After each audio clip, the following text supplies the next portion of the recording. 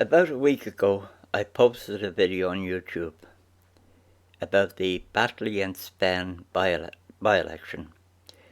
And in this video, I remarked on the fact that I had lived in Britain in the 60s and the 70s, and that Britain no longer existed, and that it wasn't coming back. And I said this with an element of regret. In response to this, I got a reply.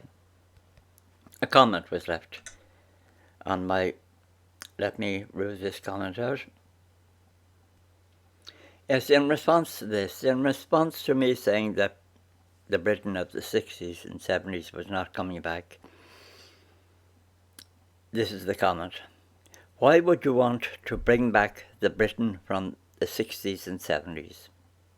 A time when non-whites were openly discriminated against, when you could batter your wife and the police told her it was her fault, when you could go gay bashing, when you could get pissed and drive home, when women were treated as inferior humans, when the police could frame people and get away with it, etc., etc., etc. You really miss those times? Well, yes, up to a point I do miss those times. Now, it's not possible. You know, you could write a whole book based on that comment, those points raised. But in simple terms, what the commenter is saying is that the good old days of the 60s and 70s weren't so good. There was racism, there was what we call today homophobia. Women weren't being treated well, misogyny. So I want to just talk about those things. Now, I lived in Britain in the 60s and 70s, and I can say emphatically it was not racist. Now, a lot of people would they wouldn't agree with that. They would say that's ridiculous. So let's talk about this. When I went to Britain first, there was no racist industry. There was no anti-racist legislation, nothing like that. So when I got to Britain, I found myself in this position where I saw the birth of the racism industry, and I saw it develop over time, over the years I was there. And I would get up every day and, metaphorically speaking, or practically speaking, I'd walk down the road of life as a person living in England, and I found everything to be very tolerant. I found Britain a very tolerant and, to use a modern word, inclusive society. That was my impression.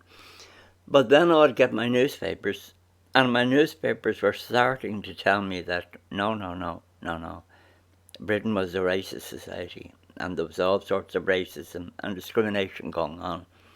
And as the weeks, months, years passed,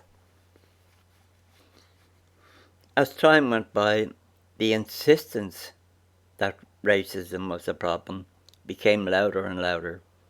And you had I think it was called the Race Relations Act, or something like that, was brought into law. And then various other laws were passed. And as time passed, you had more and more companies were bringing in anti-racism rules and regulations. And more politicians were speaking out against racism, and more newspapers were writing more and more articles about racism. And all of this was happening. And meanwhile, back in the real world, I wasn't seeing racism. I was seeing this incredibly tolerant and, to use that word, inclusive society. So what's the truth of the matter? Well, when you say Britain was, let's say, a racist society in the 60s and 70s, you'd have to say, well, compared with where? if you were to say, well, the world was generally a much more racist place, that would be understandable. I would disagree with that, but it would be understandable. But this idea that Britain was somehow particularly racist is simply not true. And, of course, if you were to listen to people in the 50s, 60s, 70s who came to Britain, they said quite openly that, they were, a large number of them would have been fleeing persecution. And that's why they came to Britain. A lot of people, huge numbers of these immigrants coming into Britain, would have been fleeing racism in their own countries. And most foreigners would have told you in Britain at that time that Britain was great. They had opportunities there that they would never have had in their own country. And this applied to me. I had opportunities in Britain that I would never have had in Ireland.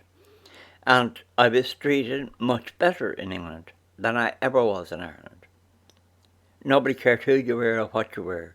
Once you could do the job, that was it. In Ireland, you had to know the right people. You had to know the local priest almost to get a job. So this whole issue of racism, what does it mean to say that Britain was racist? Or even more broadly, what does it mean if you're to say that, well, all people were racist there then? You see, this word racist itself is problematic because there's a whole host of assumptions behind that. Now, fear of the stranger, if you like, fear or suspicion of the stranger, of the foreigner, actually, there are good reasons for that. For most of human history, if you weren't wary of the foreigner, the chances are you wouldn't have survived very long. So, this idea that you have this sin, this evil thing, racism, that it's inherently, let's say, bad to be wary of foreigners or to have questions about foreigners.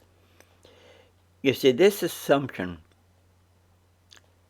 it simply ignores millions of years of human evolution.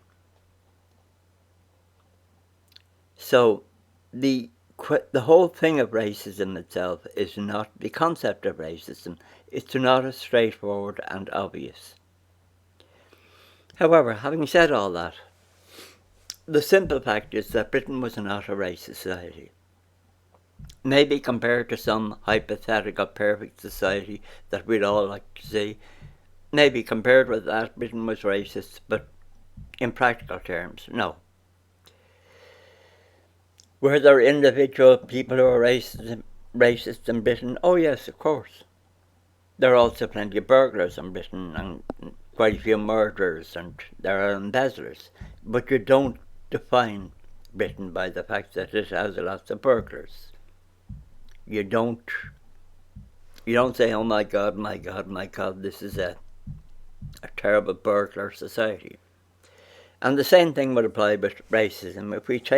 If we use this word racism, of course there were individuals who wouldn't have been nice to foreigners and wouldn't have discriminated against foreigners. But the fact is the overwhelming majority of people were not like that. And foreigners generally were not discriminated against. It's just not true. As I say, I lived there, I was a foreigner, I had an Irish accent, and I lived there during IRA bombings, and no one ever said boo to me. Ever. Ever. So, I would reject totally the idea that Britain was a racist society. It's simply not true. And yes, of course, you'll find bad things that happen, let's say, to black people. But you'll find that in any human group, anywhere, under any circumstances. Just like in any group of people, you'll find burglars and thieves. So, Britain was not, it's always easy to pick out hard cases. But the reality is, life for most people, including most black people, brown people and foreigners, was far, far more tolerant and inclusive in England than it would have been in their own countries. This is a simple fact. And if you'd been around in the 50s, 60s, 70s and asked most foreign people in Britain what they thought about Britain, most of them would have said it was great, and they would have remarked on the fact that in Britain they were free, that they could be what they want. So the issue of racism. So the issue of racism, it's simply not true. It's not true. And of course, yes, you can find individual hard cases, but they would be very much atypical. Is that the word? They wouldn't be typical. Now, you've also got the question of how women were treated and how gays were treated. Now, again, like with that word racism, there's a whole set of assumptions behind this.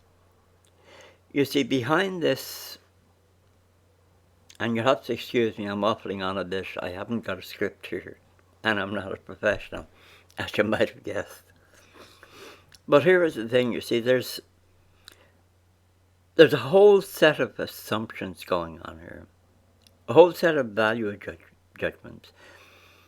And there's also, of course, a very real sense of looking back, of virtue signalling, if you like. It's a type of modern virtue signalling. And I don't mean that as an insult to the person who left the comment. The comment the person left was a perfectly reasonable comment that a lot of people would say. All I'm doing here is I'm looking a bit closer at that and the assumptions behind this. And there is the assumption, for instance, let me put this very simply. Take the issue of homophobia. Gay people were treated badly, very badly in the 60s and 70s. Let's just take that one point. Now, what the commenter is saying is that back in the 60s, 50s, 60s, 70s, gay people were treated badly compared with today. That's what the commenter is saying. Today, we have, well, in Ireland, gay marriage, gay rights, pride, all of that. Back in the 60s, there was none of that.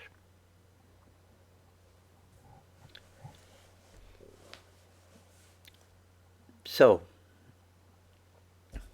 I lost my train of thought just there. Back in the 60s. Yes, discrimination against gay people. But, yes, here's this. There's an element of virtue signalling.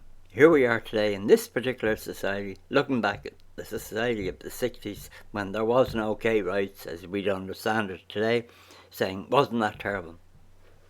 Well, the problem with that is that that's not really honest. Because you then have to go back to the 60s and say, well, why were there no gay rights? You know, why is it today we have gay rights, back then we didn't? And there's an assumption in this question, in these comments. There is an assumption that somehow today we're better. You know, we now have gay rights. We now have, let's say here in Ireland, we have gay marriage. And we have politicians in Ireland who at every opportunity will stand up and say, we have gay marriage, you know. We're great. We're now a tolerant modern society, not like back in the 50s. But you see, there are assumptions here. And there's also a lot of lying going on here. Let me put this very simply. A lot of Irish politicians will tell you we have gay marriage in Ireland. In fact, the President of Ireland travels around the world, around universities and all that, constantly giving lectures. And he mentions this all the time. Ireland, gay marriage, all of that. Isn't it wonderful? Aren't we great? Isn't this multicultural society a wonderful thing? Diversity, inclusion, tolerance. isn't it marvellous? But it's all a lie. You see, we don't have gay marriage in Ireland. We have gay marriage, and we have a population of people, a very powerful population of people, who believe in the death penalty for homosexuality. You see, in Ireland, people will tell you, the woke people, they will tell you, isn't it great, we've got gay marriage. We're not like those horrible people back in the 60s who were racist and homophobic and Islamophobic and generally stupid. We're not like them. We're modern, we're tolerant, we're inclusive. And we have a diverse society. A lot of that diverse society coming in from Islamic countries. But let's not talk about that. You see, the fact is that in the 1950s, and I can say this with authority because I was there, so to speak, in the 1950s, people who had negative opinions about homosexuals, I don't like using that word gay. That word gay is politically loaded too. But people who didn't like homosexuals, they would say it. People who did not approve of homosexuality would say it. There was no political correctness. Free speech reigned supreme. And if you didn't like gay people, you would say it, and people did say it. But nobody said that the death penalty for homosexuality would be a good thing. Nobody said that. In Catholic, conservative, backward Ireland of the 50s, when people were ignorant and stupid and racist and not like today, nobody would have said anything about the death penalty for homosexuality. And if you had, that would have been the end of your political career, let's say. You would have lost all credibility as a person. People would simply have walked away from you. Oh, we don't want anything to do with that. So, now I'm straying off the point, but not really. You see, it's very easy today to say, let's say of Ireland or of Britain, great, modern, tolerant country. But that's not the truth. The truth is Ireland and England are countries which are bringing in more and more and more people who believe in the death penalty for homosexuality. And these people are powerful. They're powerful in England. They have extraordinary political influence. There are Muslim mayors in power, so to speak, all over England. In Ireland, you have these Saudi Arabian mosques, which are run by people who believe in the death penalty for homosexuality. And these people have huge political influence. You know, we will soon have hate speech laws in Britain or in Ireland, and I'm not consulted about hate speech laws, but these people who believe in the death penalty, they are. And in the present day Ireland, if you open your mouth about this issue, you'll be shouted down as Islamophobic and racist, etc., etc. Anyhow, I'm getting off the point and I'm waffling, as I say. I haven't got anything written down, and this isn't at all structured. But I'm making a general point, but also a very important point here. You see, the commenter is making an assumption that, modern England, with gay rights and lots of immigration and women's rights and all of that it's all wonderful. But that's just one side of the story. There's also a lot of things that are not wonderful. For instance, in Britain today, let's say homosexuality. In Ireland, back in the 50s, you could stand up and advocate for gay rights. You can't do that now in Ireland, and you can't do it in Britain. Because if you're living in Britain and you genuinely care about gay rights, your very first concern will be Islamic immigration. And if you open your mouth on that, you're shut down, you're a racist, you're an Islamophobe.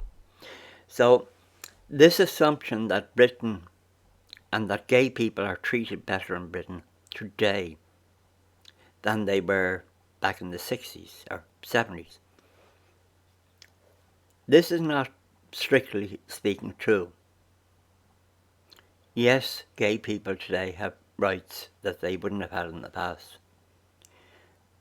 But gay people are also looking into a future where if you insist on being gay, you could end up dead. So, also, as I've said, back in the 50s, 60s and 70s, you could advocate for gay rights. You could stand up and you could say, I believe in gay rights. I believe that gay people, homosexuals, should have this right or that right. You can't do that today. The very first people to attack you if you do that today are the LGBT movement, who consistently stand shoulder to shoulder with people who believe in the death penalty for homosexuality. So, now again, my apologies, I'm waffling on. As I say, this isn't at all structured. But the point I'm making here is that these comments, and I understand why the commenter said what he did, and it makes fair sense at a certain level. But when you begin to look at this,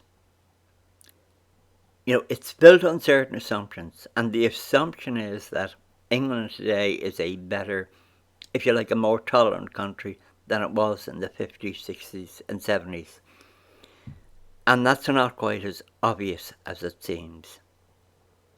For instance, in the 50s, 60s and 70s, you had a future to look forward to, if you like, a bright future. Everything was getting better.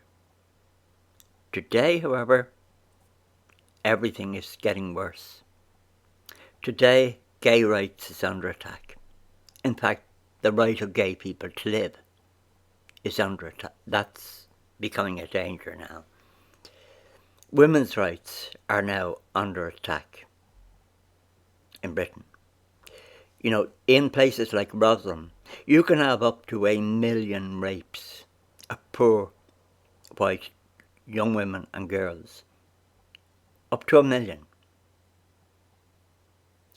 And the response of society is to say, shut up, don't even talk about it. You're Islamophobic, you're spreading hatred.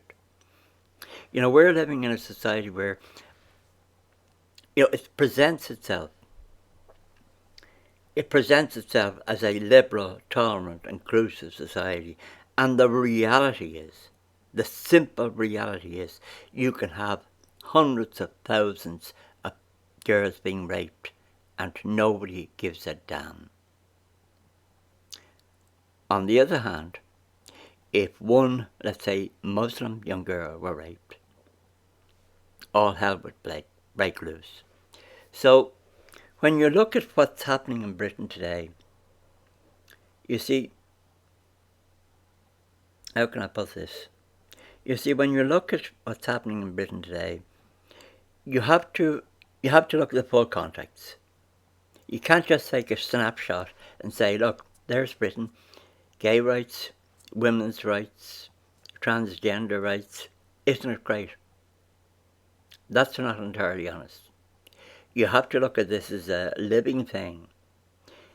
And you see, all of this is going somewhere in England now, and in Ireland, and in the West generally. And it's all going in the wrong direction. So we're heading into a society. We're heading into a society that will be a living hell. We already are getting into that society. We're living in society now where democracy no longer exists. But looking into the future, everything is looking bad. Everything is getting worse. Gay rights are under attack, women's rights are under attack, free speech no longer exists, democracy is under attack. So this assumption that England or Ireland today is a better society than it was in the 50s, 60s, 70s is simply not true. In the 60s and 70s, everything was improving. Today, everything is happening in reverse. Gay rights are on their way out. Women's rights are on their way out. Everything is going in the wrong direction. Everything. We're heading into a nightmare, an absolute nightmare. What does the word racism mean today? Well, it means nothing. It literally means nothing.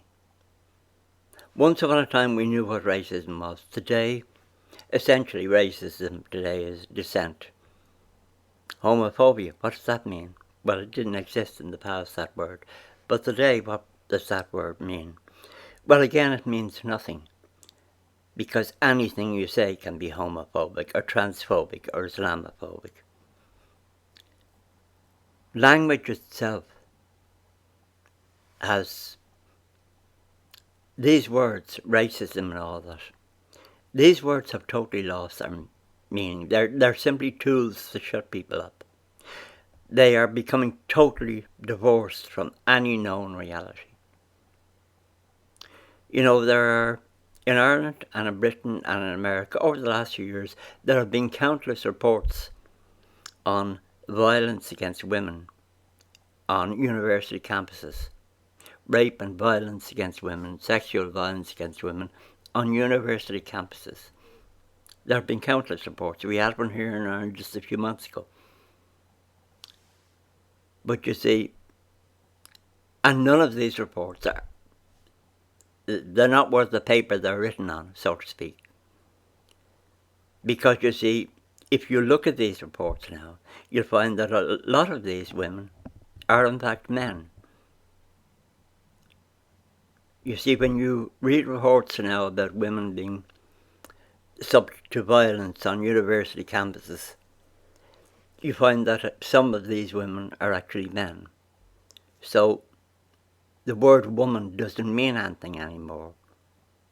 The word man doesn't actually mean anything anymore. And rape doesn't mean anything anymore because literally, if you read these reports, you will see that literally just glancing at a girl and smiling. If you're a young man walking across the campus lawn and you smile at a young woman, if she's uncomfortable, then that's violence. And by association, it's something like rape. This is the reality. The reality is that we're living in an unbelievably dangerous time. And when I think of Ireland, let's say today, the narrative is that Ireland today is a wonderful, tolerant, inclusive society. When I consider Ireland today, I think of Hitler's Germany, except something worse. We're heading for something worse than Hitler's Germany, something a lot worse. Everything is going in the wrong direction. Everything. We have gay rights, we have women's rights, we have all of these things, but at a deeper level we have nothing because all of these things are disappearing. So the assumption, and I'm expressing myself very badly in all of this, I know this and I'm rambling on, but you see the assumption in these comments, behind this, there are assumptions behind these comments, and the assumption is, hey, aren't we better today? Well, no, we're not. No, we're not. We have powerful people who believe in the death penalty for homosexuality, and those people will soon be running Britain and Ireland unless something really drastic happens. It's as simple as that. You say, isn't it wonderful we have women's rights? Well, no. It's not wonderful, because these women's rights they're not sitting there in golden isolation. They exist within a context, and the context is that violence against women is reaching an all-time high all across Europe. But it's totally denied, because it's coming from a particular group of people. So, and again I apologise, I'm waffling and all of that, but the point is that these comments, there's a whole set of assumptions in these comments, and these assumptions are simply not true. Gay people were better off in the 60s and 70s, and that's an objective fact. They weren't facing the prospect of being killed. Today they are. It's as simple as that. Now, I'm going to have to finish up, because the next time I do something like this, I'm going to have to make a few notes beforehand. But anyhow, I will come back to this, so consider this video 1 on the issue. And I'll come back, and I'll come back.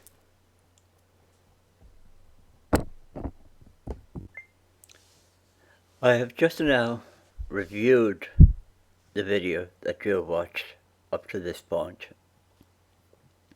I've just watched it back myself, and certainly in the latter part of this video I go off the point, I waffle a bit, I don't express myself well, but notwithstanding that, I'm going to put the video out as it is. But I want to leave you with just a couple of thoughts. Number 1, the assumption in the comments on my original video, the assumption that we're better today than we were in the 60s or 70s. This assumption is not true if, let's say, you were a poor white girl or a Sikh girl in Britain today. It's not true. Today in Britain, you, as a young Sikh girl or a young white girl, working class girl, you can be subject to mass rape. That wouldn't have happened in the 50s, 60s or 70s. Even in Ireland, where you have all the historic child sexual abuse stuff. What's happening today in Britain, you simply couldn't have had back in the 60s or 70s. There would have been riots in the street. The reality is that, let's say when it comes to women's rights, you have the Me Too movement, who will remain deafeningly silent while you've got mass rape going on. The greatest mass rape in the history of Britain. And the Me Too movement was saying nothing except shut up.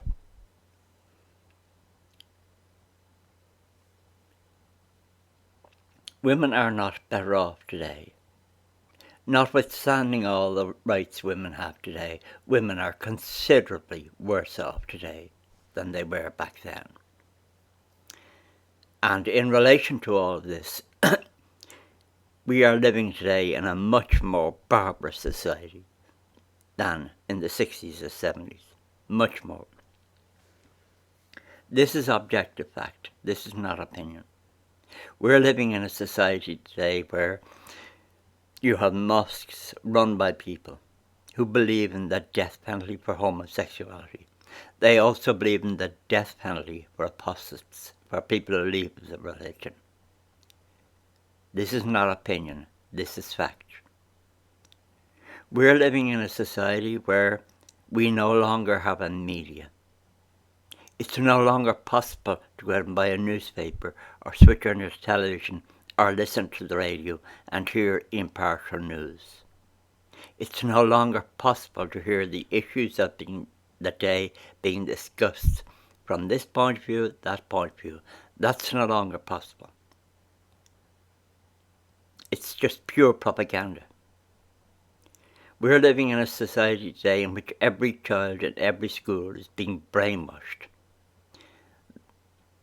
And they're being brainwashed to believe that white people, specifically white people, are responsible for all the evils of the world. This is a dangerous, genocidal thing to do. And this very possibly will lead to genocide. This idea that we are better today than we were in the past is simply not true. It's not true. Now, I will come back to this issue, and the next time I will make some notes, so I'll be, as I've used the word structured, so I'll be more structured. But the point I'm making, I'm not dismissing these comments, the comments that this person left on my original video. I'm not poo-pooing them, but I'm simply making the point that the assumptions behind those comments are overwhelmingly untrue. They're not true.